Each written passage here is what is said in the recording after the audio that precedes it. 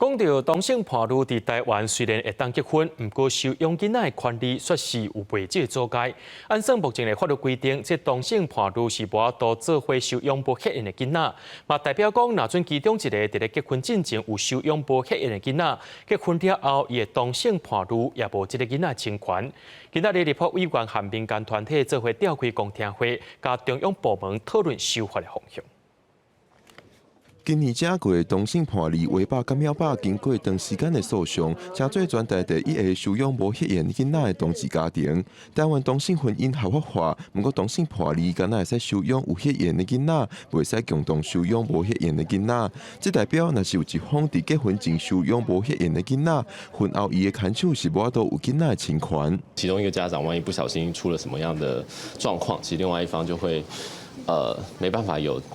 照顾这个孩子，因为他变成其实，在法律上是个陌生人。我们最近有一对同志伴侣，他们即将要做法院送检，但他们其实是未婚，他们知道现在的法令就是已婚的，就是不能来收养。他们很想要结婚，但是因为有这样法令的限制。学者指出，欧美国家有真侪同志收养的经验，已经有研究指出，同志家庭的囡仔甲异性家庭的囡仔相比拼，并无明显的差异。卫福部甲司法院分别表示，已经有开放相关准备 甲支持的态度，但是法务部表示，也够需要研究共识。社家署其实在106年已经是完成了修订单身跟同志收养服务的这个工作指引，还有收养人的亲职准备教育的课程。要放宽同婚关系得以共同收养子女，或是一方要收养他方的养子女。 我们认为是符合人格发展的自由跟平等原则，本院乐观其成。民团伙伴们，还有包括委员所提出来这些困境的这些的话呢，